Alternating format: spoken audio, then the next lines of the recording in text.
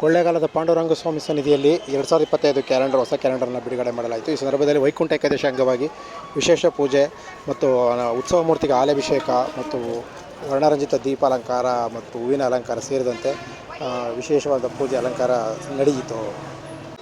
ದ್ವಾದಶಿ ಶನಿವಾರ ಮಧ್ಯಾಹ್ನ 12ರಿಂದ 2 ಗಂಟೆ ಒಳಗಡೆ ಪ್ರಸಾದ ವಿನಿಯೋಗ ಸಹ ವಿಶೇಷವಾಗಿ ಅನ್ನದಾನವನ್ನು ಮಾಡುವಂಥ ಕಾರ್ಯಕ್ರಮಗಳನ್ನು ಸೇರ್ಪಡಿಸಲಾಗಿದೆ.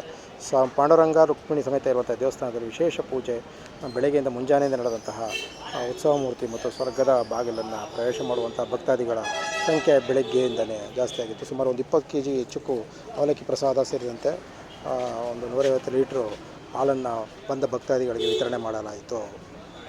ಕೊಳ್ಳೇಗಾಲದ ಆಂಜನೇಯ ಸ್ವಾಮಿ ವೀರಾಂಜನೇಯ ಸ್ವಾಮಿ ದೇವಸ್ಥಾನದಲ್ಲೂ ಸಹ ವಿಶೇಷ ಪೂಜೆ ಅಲಂಕಾರ ಎಲ್ಲವೂ ನೆರವೇರಿತು.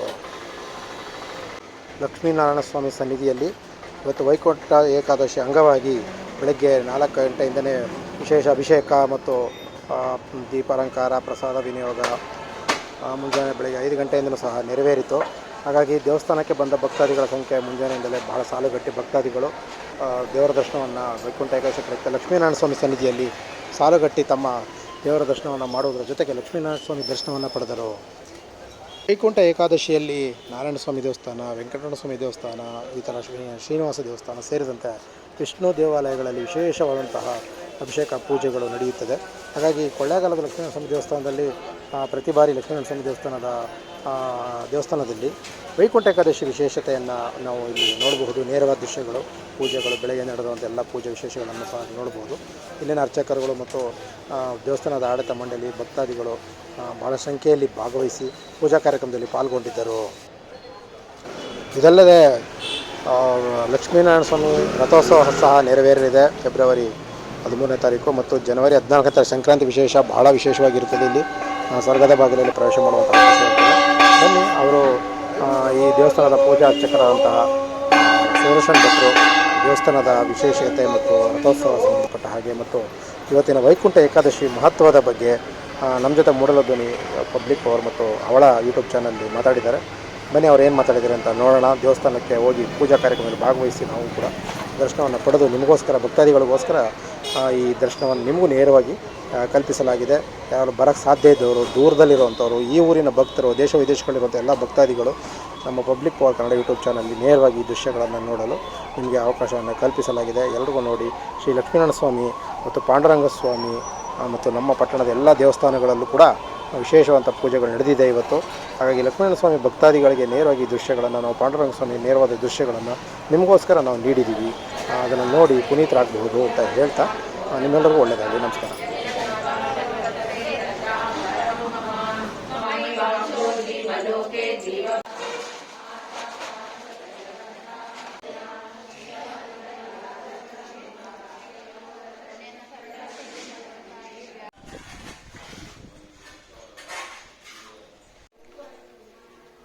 ಇಂದು ಕ್ರೋಧಿನಾಮ ಸಂವತ್ಸರದ ಪುಷ್ಯ ಮಾಸದ ಪಕ್ಷದ ಏಕಾದಶಿ. ಇಂದಿನ ವಿಶೇಷ ಏನಂದ್ರೆ, ಯಾವಾಗಲೂ ಕೃಷ್ಣ ಮಾಸಾನ ಮಾರ್ಗಶೀರ್ಷೋಹಂ ಅಂತ ಹೇಳಿರ್ತಾನೆ. ಈ ಡಿಸೆಂಬರ್ ಕೊನೆಯ ಭಾಗದಲ್ಲಿ ಬರುವಂತಹ ಪುಷ್ಯ ಮಾಸದ ಏಕಾದಶಿಯನ್ನು ವೈಕುಂಠ ಏಕಾದಶಿ ಅಂತೀವಿ. ಯಾಕೆ ಅಂದ್ರೆ ದಕ್ಷಿಣಾಯಣದ ಪುಣ್ಯಕಾಲದ ಕೊನೆಯ ಏಕಾದಶಿ. ದಕ್ಷಿಣಾಯಣ ಮತ್ತೆ ಉತ್ತರಾಯಣ ಅಂತ 2 ಆಯನಗಳು ಬರುತ್ತೆ. 2 ಆಯನಗಳು ಅಂದ್ರೆ ಒಂದು ವರ್ಷಕ್ಕೆ 2 ಆಯನ. ಸೂರ್ಯ ಮಕರ ರಾಶಿಗೆ ಪತನ ಚಲನೆ ಮಾಡಿದಾಗ ಉತ್ತರಾಯಣ ಬರುತ್ತೆ. ಅದಕ್ಕೆ ಮುಂಚೆ ದಕ್ಷಿಣಾಯಣ. ಇವಾಗೆಲ್ಲ ರಾತ್ರಿ ದೊಡ್ಡದು, ಹಗಲ್ ಕಮ್ಮಿ ಆಗಿರುತ್ತೆ. ದಕ್ಷಿಣಾಯಣದಲ್ಲಿ ದೇವತೆಗಳಿಗೆ ರಾತ್ರಿ, ಉತ್ತರಾಯಣ ಹಗಲು. ದಕ್ಷಿಣಾಯಣದಲ್ಲಿ ಹೋದವ್ರಿಗೆ ಏನ್ ಮಾಡೋದು ಅಂದಾಗ ದೇವರು ಹೇಳ್ತಾನೆ, ಏಕಾದಶಿ ವ್ರತ ಇದ್ದು ಯಾರು ನಾಮಸಂಕೀರ್ತನೆ ಮಾಡಿ ಯಾರು ಇದ್ ಮಾಡ್ತಾರೋ ಆ ಕಾಲದಲ್ಲಿ ನಾನು ವೈಕುಂಠ ದ್ವಾರ ತೆಗೆದು ಎಲ್ಲರನ್ನೂ ಕರ್ಕೊಂತೀನಿ ದಕ್ಷಿಣಾಯಣದಲ್ಲಿ ಹೋದವರಿಗೆಲ್ಲ ಅಂತ ಹೇಳ್ತಾನೆ. ಅದೇ ರೀತಿ ಸೂರ್ಯ ಮಕರ ರಾಶಿ ಸಂಕ್ರಮಣದಲ್ಲಿ ಮಕರ ರಾಶಿ ಪ್ರಾರಂಭ ಪಥಚಲನೆ ಮಾಡಿದಾಗ ಮಕರ ಸಂಕ್ರಾಂತಿ ಬರುತ್ತೆ. ಆಗ ಉತ್ತರಾಯಣ ಸ್ಟಾರ್ಟ್ ಆಗುತ್ತೆ. ಆ ಉತ್ತರಾಯಣ ಪುಣ್ಯ ಕಾಲಕ್ಕೆ ಭೀಷ್ಮ ಪಿತಾಮಹನೇ ಕಾಯ್ತಿರ್ತಾನೆ. ಅವತ್ತೇ ವಿಷ್ಣು ಸಹಸ್ರನಾಮವನ್ನು ಅವರು ಅಂಬು ಮೇಲೆ ಚಲನಿದ್ರೆಯಲ್ಲಿ ಇದ್ಕೊಂಡು ವಿಷ್ಣು ಸಹಸ್ರನಾಮ ಪಾರಾಯಣ ಮಾಡ್ತಾರೆ. ಆಗ ಗೋಧೂಳಿಯಲ್ಲಿ ಸ್ವರ್ಗದ ಬಾಗಿಲು ಅಂದ್ರೆ ವೈಕುಂಠ ದ್ವಾರ ಪೂರ್ತಿ ತೆಗೆಯುತ್ತೆ. ಆಕ್ಚುಲಿ ಅದೇ ಉತ್ತರಾಯಣ ಪುಣ್ಯಕಾಲದಲ್ಲೇ ಸ್ವರ್ಗದ ಬಾಗಿಲು ತೆಗೆಯುತ್ತೆ. ದಕ್ಷಿಣಾಯಣದಲ್ಲಿ ಒಂದು ಕ್ಷಣ ತೆಗೆದಿರುತ್ತೆ, ಅದು ಇಂದು ವೈಕುಂಠ ಏಕಾದಶಿ.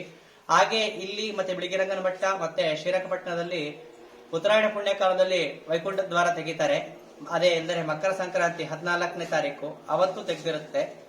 ಹಾಗೆ ಕೊಳ್ಳೇಗಾಲದ ಸುಪ್ರಸಿದ್ಧ ಜಾತ್ರೆ ಲಕ್ಷ್ಮೀನಾರಾಯಣ ಸ್ವಾಮಿ ರಥೋತ್ಸವ ಫೆಬ್ರವರಿ 13ರಂದು ಗುರುವಾರ ವಿಜೃಂಭಣೆಯಿಂದ ನಡೆಯುತ್ತೆ.